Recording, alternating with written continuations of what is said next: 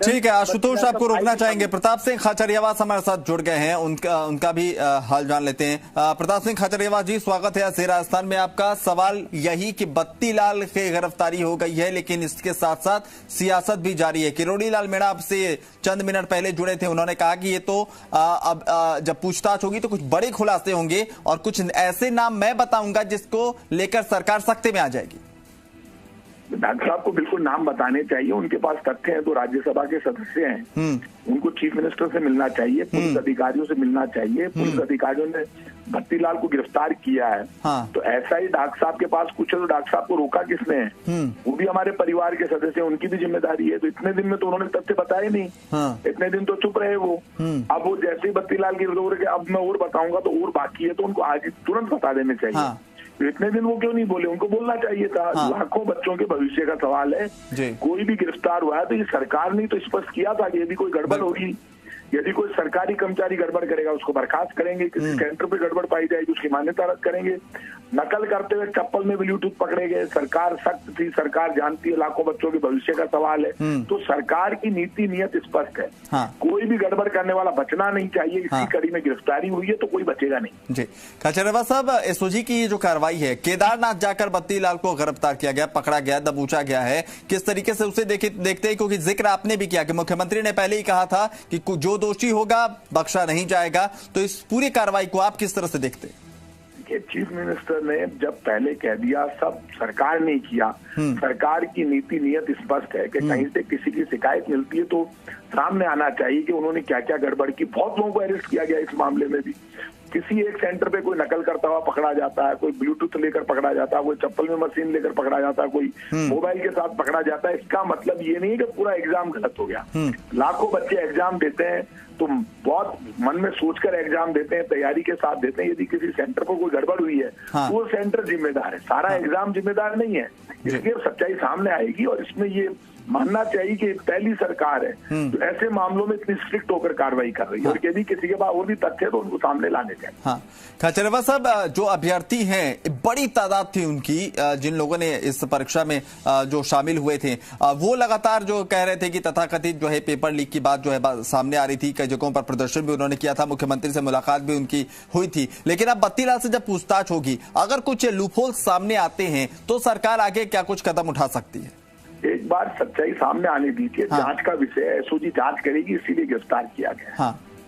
लेकिन खाचरियावास साहब, इसमें एक चीज समझना चाहूंगा मैं आपसे। दो पहलू हैं। एक तरफ एग्जाम के बाद से बत्ती लाल की गिरफ्तारी तक के बीच में कई कार्रवाइयां देखने को मिली है सरकार की तरफ से, जो काबिले तारीफ हैं, और लगातार इसकी सराहना भी हुई है कि आनन फानन में लगातार कार्रवाइयां हुई और कई दोषियों के गिरफ्तार तक हाथ पहुंचे हैं सरकार के, पुलिस के। लेकिन महत्वपूर्ण यह भी है इसके साथ साथ कि अभी तक सरकार इस मामले पर स्पष्टीकरण दे नहीं पा रही है कि पेपर लीक को मान रही है या खारिज कर रही है। पेपर लीक तो ना हुआ, आप कैसी बात? पेपर लीक का मतलब ये होता है पूरे राजस्थान में इतना बड़ा एग्जाम हुआ, पेपर लीक की कोई बात सामने नहीं आ रही है। लोगों ने कोशिश की नकल करने की, वो पकड़े गए। किसी ने एक सेंटर पर बदमाशी करने की कोशिश की, वो पकड़े गए। पेपर लीक का मतलब ये होता है कि 3 दिन पहले पेपर बाहर आ जाए। ऐसा कोई पेपर बाहर आया नहीं। लेकिन बत्ती लाल पर आरोप है ना कि नेटबंदी से पहले ही उस पर आरोप है कि उसने पेपर निकाल लिया था। ऐसा कहा जा रहा है। वो आप कहा जा रहा है, उस पर डिस्कस नहीं होता। इस तरह से मीडिया खड़ा होके कह दे कोई भी व्यक्ति, ये डॉक्टर साहब या बीजेपी के लोग बोल रहे थे, मैंने बीजेपी के लोगों से कहा कि आप अपने बीजेपी की तरफ से बयान जारी करो, कहो कि पेपर लीक हुआ, कैंसिल कर दो। बोली बीजेपी, क्यों नहीं बोली? वो जानती है लाखों बच्चों के भविष्य का सवाल है। डॉक्टर साहब कुछ और बोल रहे हैं, बीजेपी कुछ और बोल रही है। बीजेपी अपनी पार्टी की तरफ से कहे ना। तो ये डॉक्टर साहब तो ये तक कह रहे हैं कि जांच की आंच लक्ष्मणगढ़ तक पहुंचेगी। इशारों में बार बार लक्ष्मणगढ़ का नाम ले रहे हैं। राजनीतिक बयान देना आसान है, ये लाखों बच्चों के भविष्य का सवाल है। राजनीतिक बयान नहीं देने चाहिए। बयान यदि आपके पास कोई तथ्य हो तो प्रूव करना चाहिए। अखबार में छपने के लिए सिर्फ बयान देना इस तरह के सेंसिटिव इश्यू पे ठीक नहीं है।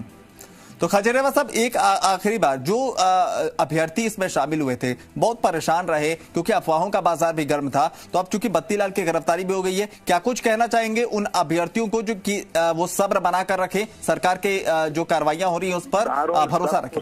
सबको सब्र है, किसी को कहने की जरूरत नहीं। सब स्टूडेंट समझते हैं, ना तो किसी को आपके सब बच्चे समझदार हैं। सब जानते हैं कितनी ईमानदारी से एग्जाम हुआ है। हाँ। और यदि कहीं किसी सेंटर पर गड़बड़ हुई है तो उस पर कार्रवाई हो चुकी है और हो जाएगी। चलिए, बहुत बहुत शुक्रिया खाचरियावास साहब हमसे बातचीत करने के लिए।